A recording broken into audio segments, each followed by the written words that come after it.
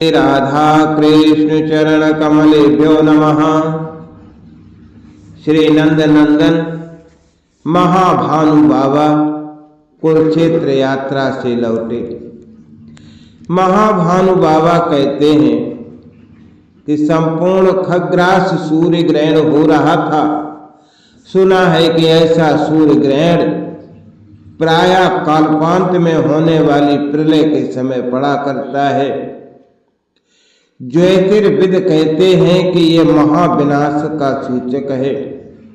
Bridge में और क्या विनाश होगा। ब्रिजराज कुमार चले गए यहाँ से मथुरा और वहां से भी मगध राज्य के निरंतर आक्रमणों ने उन्हें सुदूर पश्चिम समुद्रीय द्वीप द्वारिका में बसने को विवश कर दिया। हमारी बालिकाएं अब रात दिन व्याकुल रहती हैं। मैं वृद्ध हूँ, सब समझता हूँ। गोप कुमारी किसी को हृदय दे देगी, एक बार तो उसी की हो जाएगी। वो तिल तिल कर जीवन भर भले जले, दूसरा उसके हृदय में आ नहीं सकता। बेचारी बालिकाएं भी क्या करती। त्रिभुवन सुंदर नंद नंदन को देखकर तो कोई सुरांगना भी सम्मोहित हुए बिना नहीं रह सकते। अब हमारी बालिकाओं की जो अवस्था है उसे देखकर हम सबको भी तो घुल घुल कर मरना ही है। अब और क्या विनाश आवेगा इस ब्रिज में। कोई आवे भी तो वो हमें सुखद ही लगेगा, हम सब उसका स्वागत करेंगे। कुरुक्षेत्र के समंतक पंचक तीर्थ में सूर्य ग्रहण स्नान का पुण्य अश्वमेध यज्ञ से भी महान है, ऐसा ऋषि मुनि कहते हैं।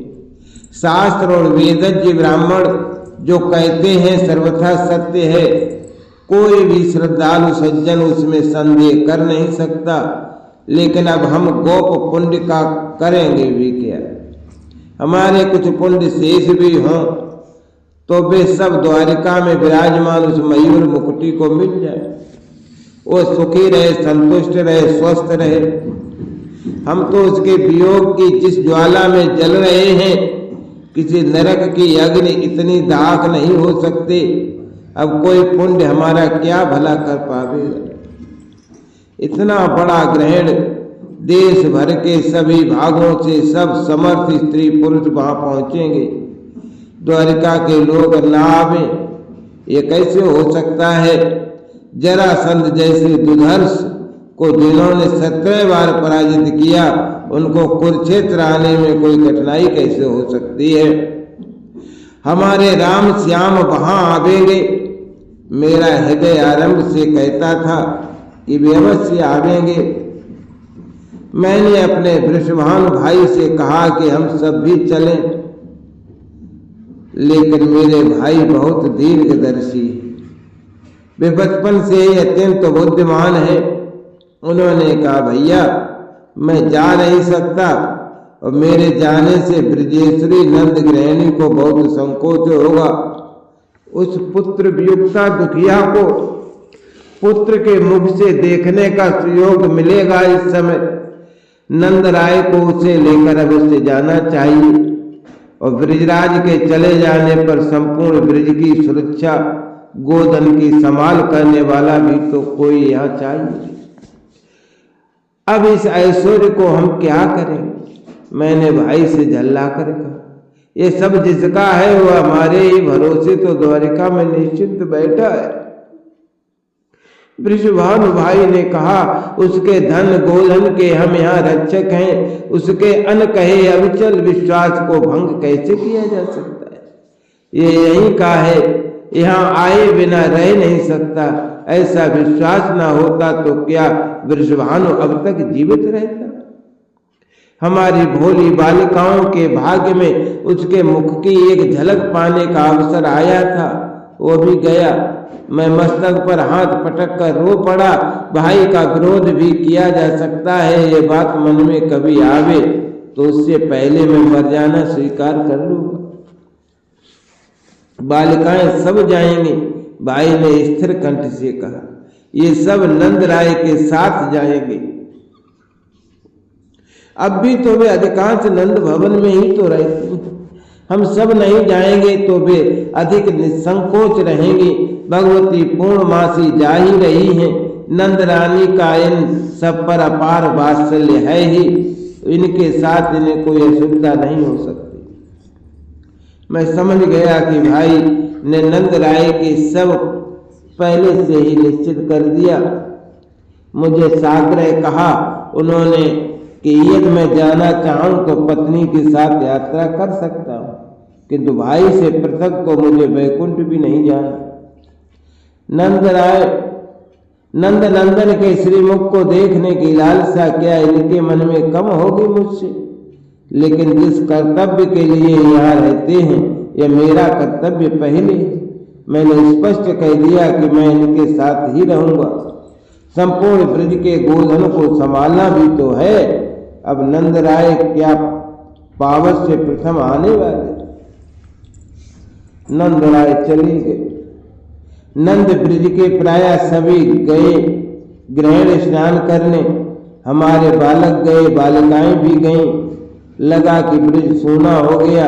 संबंधी छोड़ दिए सब, किया प्रेम तुम अनुपम। चित न जाए लौट जगत में, कीनी लीला प्रियतम। मनोव्रत फिर जाए न घर में, लगा रहे मन में। परोक्ष रूप से देख रहा मैं, परख रहा सब में।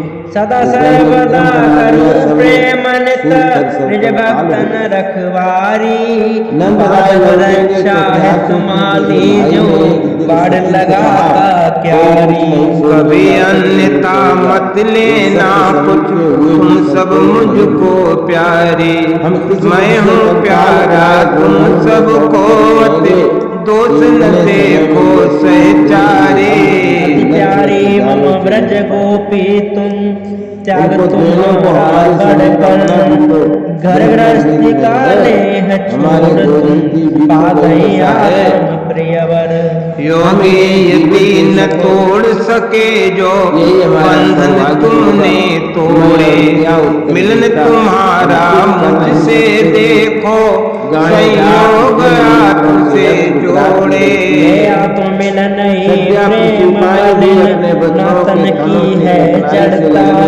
निर्मल निर्दोष प्रेम तब, पा गई आज अमरता। हमारे काल तक ऋणी तुम्हारा, पद पड़े तुम्हारा ऋण। सेवा त्याग प्रेम के बदले, क्या देकर मैं हूँ जन्म जन्म के लिए ऋणी मैं, पूर्ण कभी ना हो सकता।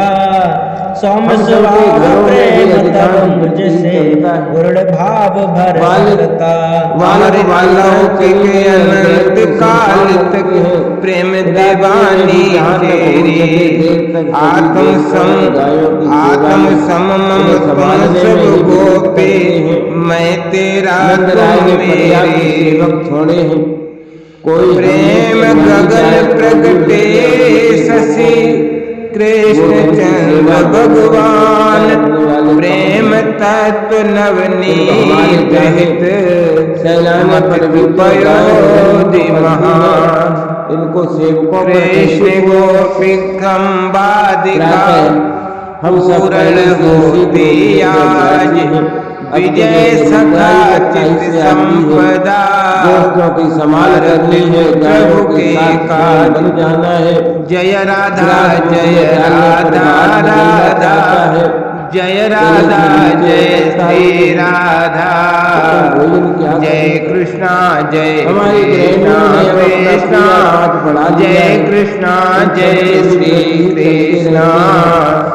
जय कृष्णा जय श्री कृष्णा। वर्णन कर पाना बड़ा कठिन है। एक एक दिन एक एक कल्प लगता था। प्रातः से छटपटाते प्राण प्रतीक्षा करते थे कब सायंकाल हो, और सूर्यास्त के साथ ही सूर्योदय होने की छटपटाहट प्रारंभ हो जाती थी। ग्रीष्म के वे दिवस भी किसी प्रकार व्यतीत हुए।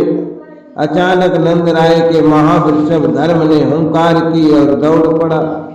वृद्ध धर्म बहुत शिथिल गाय, किंतु उस दिन की उसकी हुंकार और दौड़ना जीवन भर स्मरण रहेगा। दौड़ पड़े सब वृषभ, गायें, बछड़े, कप कूदे और मयूर हर्ष में भरकर कूके। हमारे शरीर में मानो नवीन प्राण आ गया। नंद राय लौट रहे थे और उनके साथ के सब छकड़े ब्रज की सीमा के समीप आ गए थे। हम सब भी तीर्थ यात्रा से लौटे स्वजनों का स्वागत करने दौड़े। कुरुक्षेत्र में मेरे अनुमान के अनुसार राम श्याम आए थे। अपने परिवार, पुत्र वधुओं के साथ आए थे। बड़े स्नेह से सोत्साह मिले। साग्रह ब्रज के शिविर को द्वारिका के शिविर के समीप ले गए। ये सब तो होना ही था। श्री राम ने, सुबल ने, स्वयं नंद राय ने, गोपों ने सब कथा सुनाई। मुझे आशा थी कि वे यहाँ की बालिकाओं को अब आने नहीं देंगे, इनको अवश्य द्वारिका ले जाएंगे। इनके इतनी अधिक रानियां हैं, ये उन्हें भारी नहीं पड़े। उन्होंने प्रयत्न ऐसा ही किया। उस नील सुंदर का कोई दोष नहीं है। वो इतना शीलवान है कि वह किसी सेवक तक की तो उपेक्षा कर नहीं पाता। इन बालिकाओं की कैसे उपेक्षा कर सकता था? वो आग्रह अनुनय सब करके हार गया। सुबल ने मुझे सब सुनाया। ये भी सब उसके साथ नहीं गई। इन्होंने किसी प्रकार द्वारिका जाना स्वीकार नहीं किया। वो तो इनके लिए पृथक नगर निर्माण करा देने को प्रस्तुत था। मेरी लाली राधा बहुत माननीय है। वो ना जाए तो उसको कोई सखी जा नहीं सकती। सब उसी से चिपटी रहती हैं, उसी में हम सबके प्राण बसते हैं। वो आ गई तो बरसाने में जीवन आ गया, वो ना आती तो सोच कर ही हृदय फटने लगता है। लेकिन लड़की पराए घर की संपत्ति है। हम सब किसी प्रकार रह ही लेते, वो तो सुखी रहती। इन भोली लड़कियों को कौन समझावे कि जीवन वैसा सरल नहीं है जैसा युवावस्था के आवेश में समझ लिया जाता है। युवावस्था की भावनाएं चाहे जितनी भव्य हों, जीवन को तो व्यवहार की कठोर शिला पर अपने पद स्थापित करके खड़ा होना है। अतः युवावस्था के अनेक स्वप्नों को भंग होना ही पड़ता है। जीवन को परिस्थिति से पाला पड़ना है, उसे समझौता करके चलने वाला ही सुखी बन सकता है। श्याम सुंदर क्या करता? कंस मारा गया, उसका ससुर मगधराज मथुरा का शत्रु हो गया, द्वारिका के दुर्गम दुर्ग की शरण अनिवार्य हो गई। जरासंध के सभी मित्र यादवों के शत्रु हैं।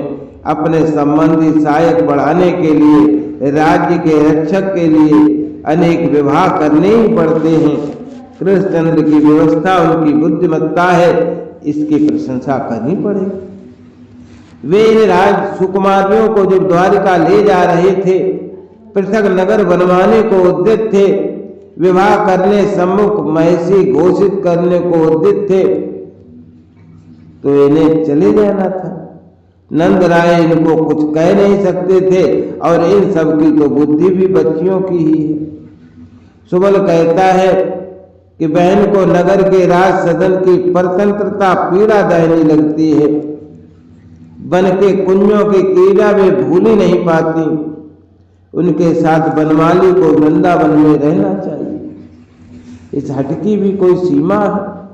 अब अपने आश्रितों को अनाथ करके सब और अवसर देखते शत्रुओं की कृपा पर छोड़कर कृष्ण यहाँ आकर कैसे रह सकते?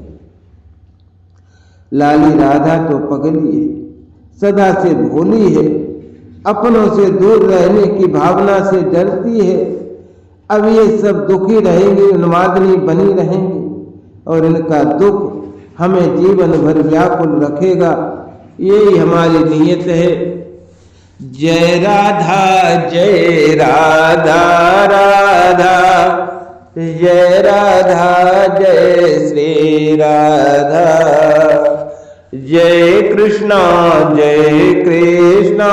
कृष्णा जय कृष्ण जय श्री कृष्ण, जय कृष्ण जय श्री कृष्ण।